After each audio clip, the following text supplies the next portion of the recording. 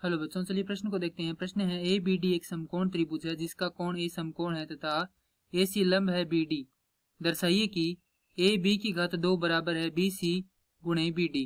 प्रश्न को हल करने से पहले जो इसकी मुख्य अवधारणा है उस पर विचार करेंगे। तो प्रश्न के लिए जो मुख्य अवधारणा है वह हो जाएगी समरूप त्रिभुज। अर्थात हम यहाँ पर यह देखेंगे कि समरूप त्रिभुज किसे कहते हैं या समरूपता किसे कहते हैं त्रिभुज में। वे दो त्रिभुज जिनके कोणों व भुजाओं के अनुपात बराबर हो समरूप त्रिभुज कहलाते हैं। अब चलिए प्रश्न को हल करते हैं। प्रश्न में कहा गया है कि ए बी डी एक समकोण त्रिभुज है। तो सबसे पहले एक त्रिभुज बनाते हैं जिसमें ये एक लंब है, ये कर्ण भुजा है और यहाँ पर ये आधार है। ये त्रिभुज है ए बी डी जहाँ पर ये समकोण है, ये बी है और ये डी है। अब क्या है, हमें एक बिंदु ऐसा सी दिया गया है जो क्या कर रहा है, यहाँ पर लंब बना रहा है डी बी पर ए से। तो यहाँ पर यह भी कोण भी कितने डिग्री का हो जाएगा, 90 डिग्री का।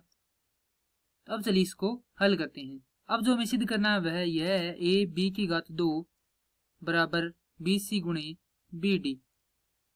तो यह होगा ए बी गुणा ए बी बराबर बी सी गुणा बी डी। तो अब हम यह देखेंगे ये दोनों भाग किस किस त्रिभुज में है। तो जो ए बी है वह त्रिभुज ए बी डी में है।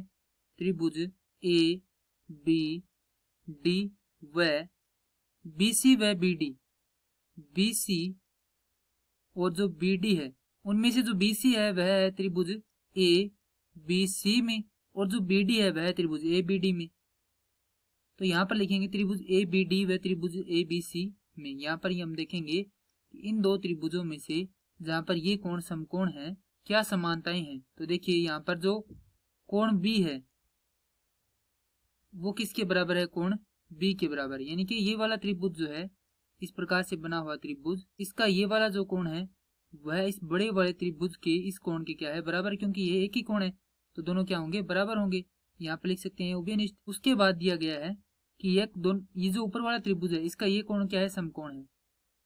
और जो बड़े वाला त्रिभुज है इसका ये कोण समकोण है। तो यहाँ पर हम लिख सकते हैं कोण बी सी, माफ कीजिए, ये त्रिभुज ए बी डी है। तो यहाँ पर लिखेंगे कोण ए बराबर है कोण बी सी ए के, अर्थात ये कोण इस समकोण के बराबर है। तो यहाँ से हम लिख सकते हैं त्रिभुज ए बी डी समरूप है त्रिभुज। अब हमें यहाँ पर इस प्रकार से 3 डॉट्स बना लेने हैं या इस प्रकार से 3 रेखाएं बना लेनी है, क्योंकि हम यहाँ पर यह नहीं जानते कि कौन सा कोण किस कोण के बराबर है।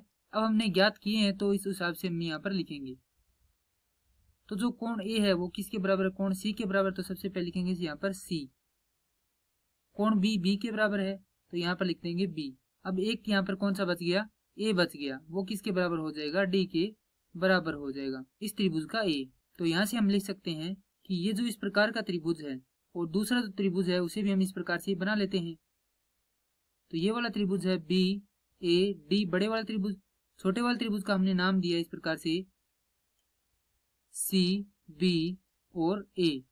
तो यहाँ से जो ए बी है वो किसके अनुपात में रहेगी, डी बी के।